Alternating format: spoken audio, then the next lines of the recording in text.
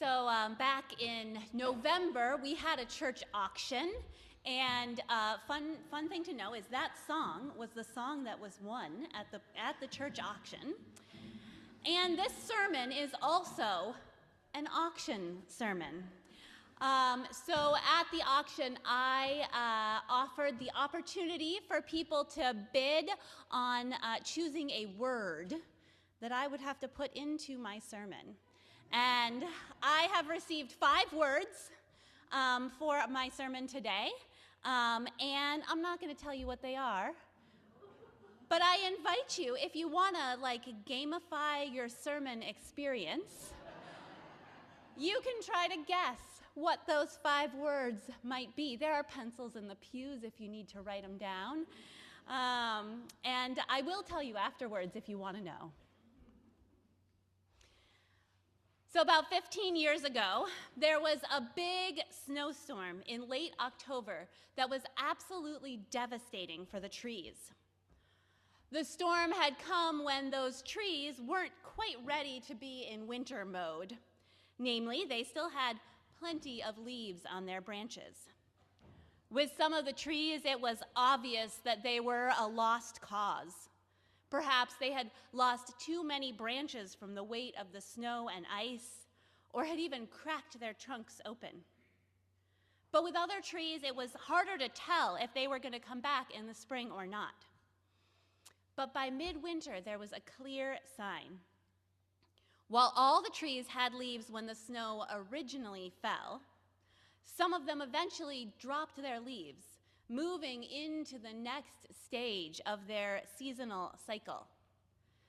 For others, the dead leaves clung to the branches throughout the winter, and it was those trees that didn't come back in the spring. With the dead leaves still hanging on, there was no space for the new leaves to grow. Now, usually we might think that leaves on tree branches is a sign of life.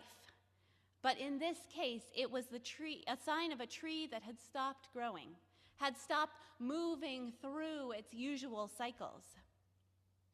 These trees were stuck, just suspended in time and unable to move forward. Now, for the last many years, there have been a lot of people who have said that organized religion is starting to look a lot like those trees clinging to their leaves. They say that this thing we are doing here no longer matters, that it no longer fits into modern life. And there is some truth in these claims. Church is changing. There are some churches where the sanctuaries are indeed emptying out.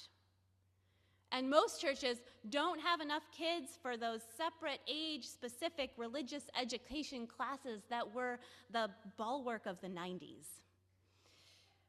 We can no longer staff our committees with all the stay-at-home moms because they don't exist in the number that they used to. The young people aren't interested in church, we say. They are going to brunch or CrossFit or maybe even jazzercise instead. Families are choosing kids' sports on Sunday mornings instead of coming to church. And people are wary of religion. It has done too much harm.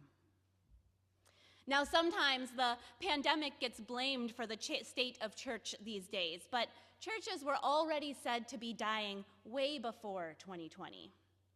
The entire time I have been working in churches, nearly 20 years now, the question has been, what are we going to do about the fact that church is dying? Now, I've always been a little frustrated by this question because I have never bought into the idea that church is dying. Is it changing? Absolutely. And does change sometimes feel like death? Without a doubt. But I would argue that we churches are less like those dead trees clinging to their leaves and more like the caterpillar in its chrysalis. Now, this story of the butterfly is a rich vessel for theological reflection, a classic metaphor for the process of growth and transformation, almost overused, you might say. The difference between the caterpillar and the butterfly is so vast, and the chrysalis is such a lovely, discrete time and space in which that transformation takes place. The caterpillar goes into the chrysalis, dissolves into goo, and reforms neatly into a butterfly, all in the space of a handful of days. Then it emerges, fully ready to fly off into the future. Now, unfortunately for us, transformation is not actually that straightforward. For humans, and especially for institutions, growth and change is anything but linear. Now, there are parallels, of course, but we humans tend to spend a lot more than a handful of days in the goo phase, the messy middle of transformation. And maybe this is where churches are right now, suspended in that gooey, messy middle phase of transformation. It's not the most comfortable place to be.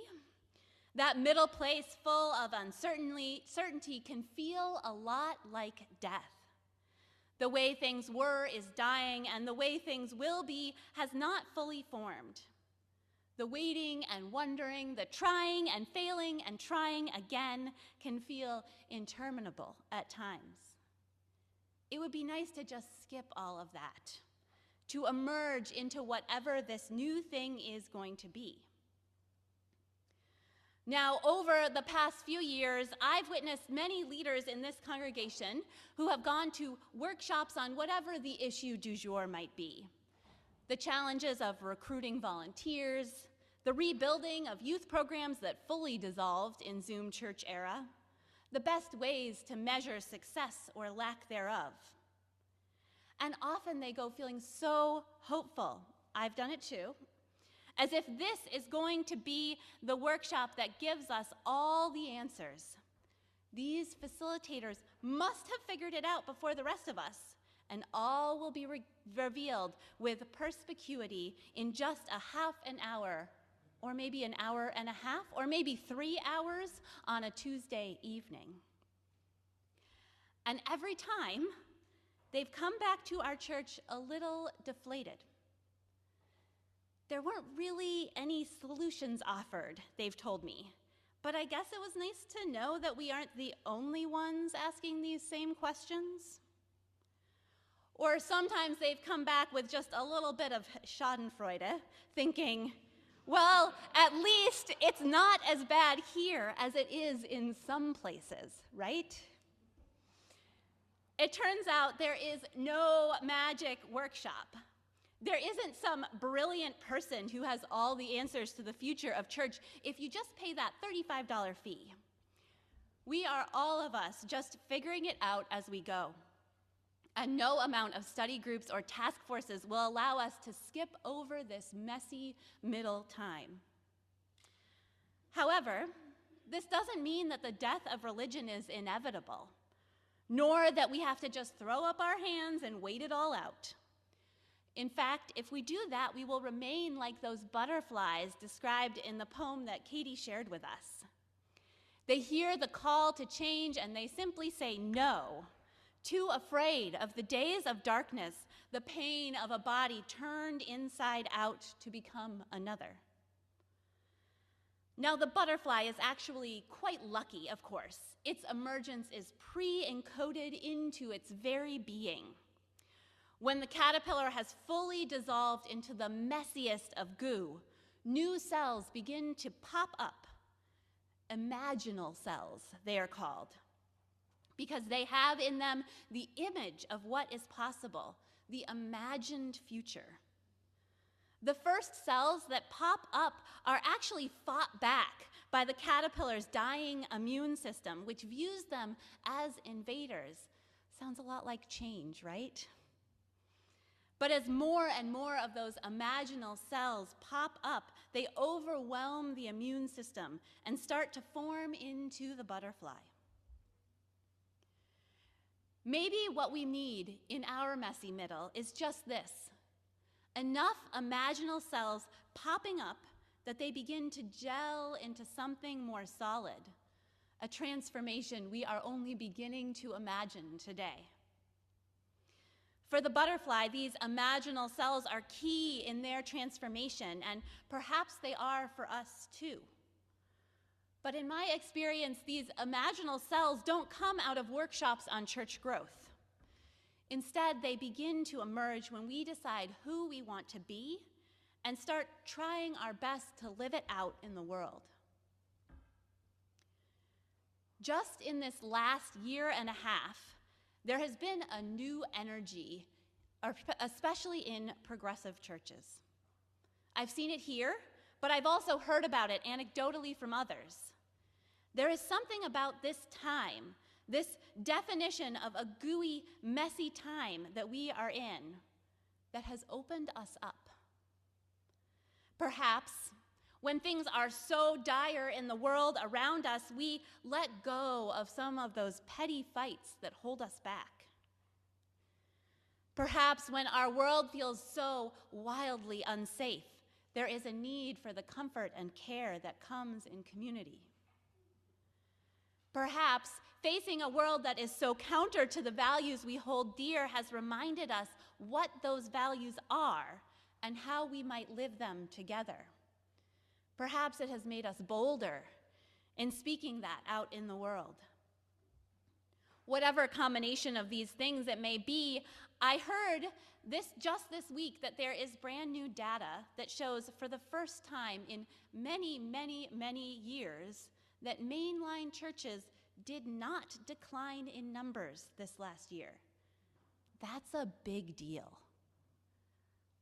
The decline of mainline churches has been such a reliable trend that the change in this trend comes even to the surprise of the people who study these numbers for a living.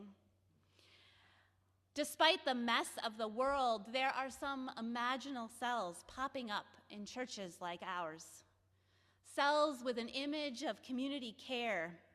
Cells with the image of a church that is actively building a better world. Cells with spiritual sustenance that keeps us going, even when everything else seems to be falling apart. I don't think either the institution of church or the world as a whole is anywhere close to being out of our chrysalis, out of this messy middle time. We are still very gooey. Our emergence into a new world is still too far away to see. But I see this not as a liability, but an opportunity, because we are not dead leaves clinging to branches. We are the goo in a chrysalis, sparking with imagination and possibility. The messy middle part of growth is the place where real growth and change can happen.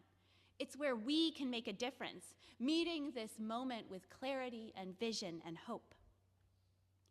Now, we sometimes use that moment when the butterfly emerges out of the chrysalis as a synecdoche for growth, as if that moment is everything that growth is about.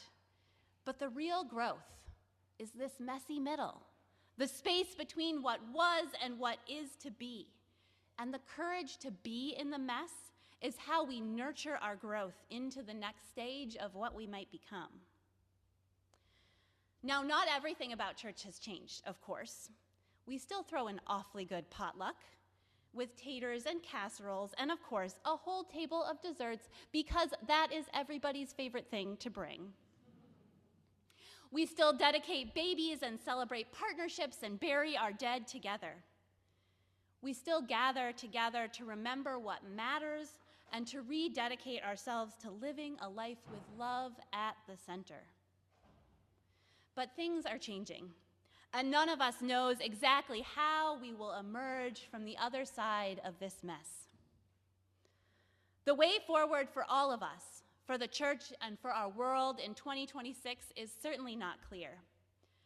And there is temptation sometimes to reach for logistical solutions to our current messy middle.